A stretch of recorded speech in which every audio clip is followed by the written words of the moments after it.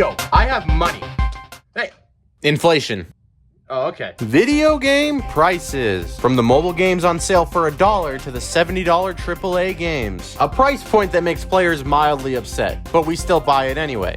I caved. With the most recent console generation, games are starting to make the jump from $60 to $70. A decision that has been met with backlash, but no one can really do anything about it. It's definitely disappointing to fork over $10 extra for a game, but not bad enough to not buy the biggest games every year. But with inflation going up and the cost of developing games constantly rising, who can blame these companies? I can blame anyone for anything. For example, John Wilkes Booth is dead, and I still run free. I mean, raising the price of games when players would already frequently complain about certain $60 games being too expensive really seems like a bad move to make. But what even constitutes a game's price being fair? How have we formed our opinions on what a game should be priced at? When games first started reaching people's homes, the price didn't start very low. Video games used to be played using cartridges, which are incredibly more expensive to manufacture, and production was often controlled entirely by the console manufacturer. So if you were a third-party company making a game, you would have to go through the manufacturer to get your game made. The manufacturer would often take a lot of royalties for developing the cartridges, and this would be on top of the cost of making the cartridges. So for most companies, making games was expensive, and this would affect prices, since it became pretty hard for third-party developers to make any profit. It would still take a bit for video game prices to find their footing though. The price for a AAA Atari game was generally around $40. Prices would generally be much more flexible back then, as they were still trying to figure out how to sell a bunch of pixels that were meant to represent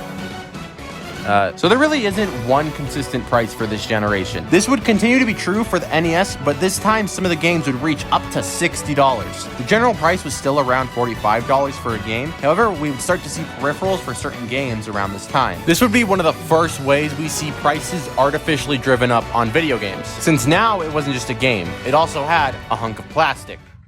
The SNES generation would be when games first reached a general $60 standard. It was still inconsistent at this point, but most major games would take the $60 price tag. But some games would even cost up to $80. These are the games that would use the Super Effects chip, a device that would greatly enhance the graphical capability of the game. But these chips, on top of the already expensive cartridges, would result in much higher prices. The Super Effects chip wasn't very common, but 90s kids still had to shell out $80 for Dirt Racer.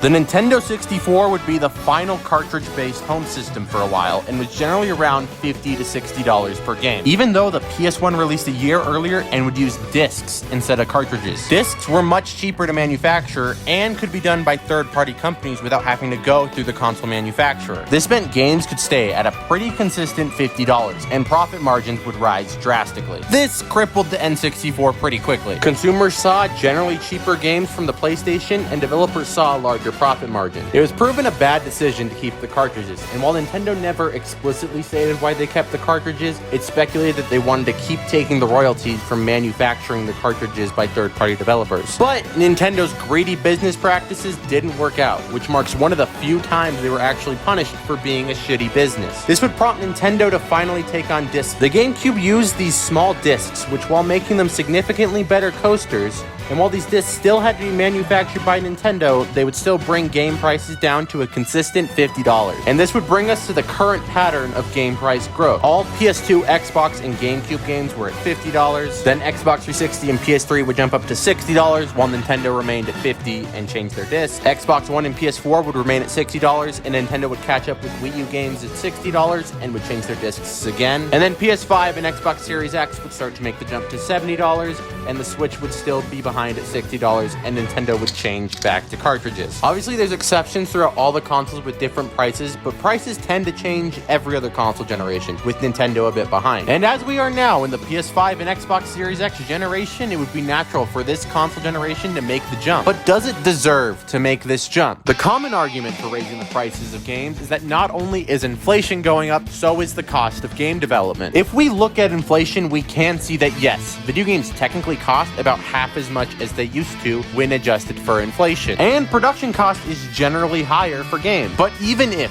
both of these are true, games are more monetizable than ever before. Paid DLC adds on content to already existing games, which depending on the game can result in a large chunk of players spending upwards of $100 on a game. Collector's editions that cost twice as much as a game that only give you an art book that an intern whipped up in a day. Here we can see Uni's boobs from the front. Here we can see them from the side, and here we can see them from behind. The larger and larger push for online purchasing, which cuts out the price that stores would take out of game sales and manufacturing costs. Even if they buy physically, manufacturing costs are so much lower than they were for cartridges back in the day. All the merch you can sell for all these games that fans will eat up, I'll take it. And with every new game that releases in a series, it renews interest in older games in a series. And as series grow, so does this renewed interest. But most importantly, games are just more popular than they've ever been. A huge point that a lot of people miss is that games sell at an insane rate nowadays, especially if they're big and expensive to make. People get so excited and buy them like crazy. Let's take a look at Elden Ring, the biggest game of the last year, releasing at $70 versus the next biggest game in the Soulsborne series, Dark Souls 3, released at $60. Dark Souls 3, when released in 2016, sold 3 million copies within the first 2 months, becoming Bandai Namco's fastest selling game of all time. But 6 years later, in 2022, Elden Ring would eclipse that number, selling 13 million copies in half the time. However, their budgets were incredibly far apart, with Dark Souls 3, by conservative estimates, only costing about $20 million to make, while Elden Ring cost 10 times that at $200 million, justifying the $70 price tag. But Dark Souls 3 at $60 a copy made $160 million in 2 months. And Elden Ring, if it were sold at $60 a copy, would have made $580 million in half the time. And this adjusted for inflation in 2023 is... Elden Ring at $60 would have made $400 million more than its most successful predecessor. And the game likely sold a larger percentage of digital copies than Dark Souls 3, had more games that it could create new interest in within the Soulsborne series, and will likely make even more money off of merch and DLC. But that's only if it was sold at $60. At $70 per game, it's at...